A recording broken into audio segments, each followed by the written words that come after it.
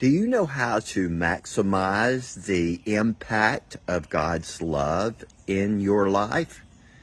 Hello, I'm Eddie Lawrence, and I have a devotional thought for you today about that very thing.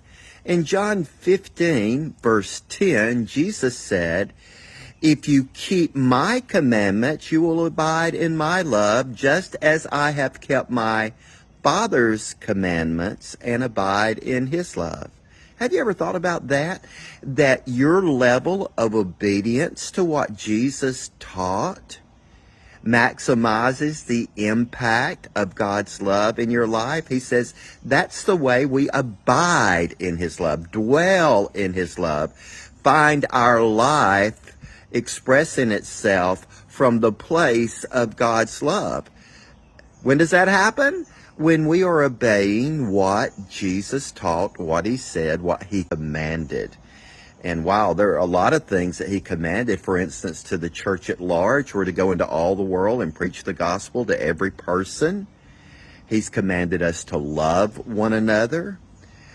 He's commanded us to obey him. He's commanded us to be baptized. He's commanded us to do the will of the Father, and so forth. But I want you to build a bridge between the idea of really enjoying God's love, expressing God's love, and living with the benefits of knowing you're loved by God.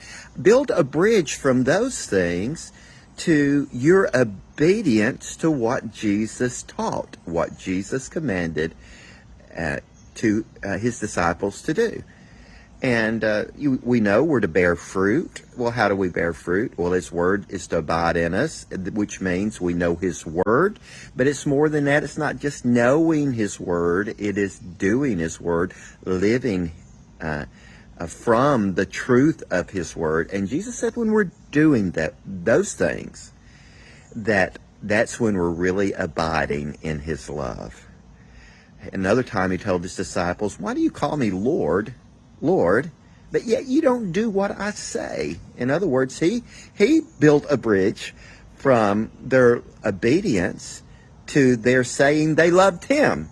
So we see here the idea of abiding in God's love and responding to God's love and loving him back all circulates around knowing his word and obeying his word.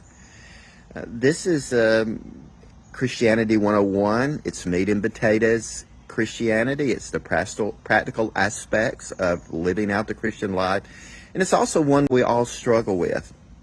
But our victory and our being able to receive and express God's love is all tied to obeying what Jesus said.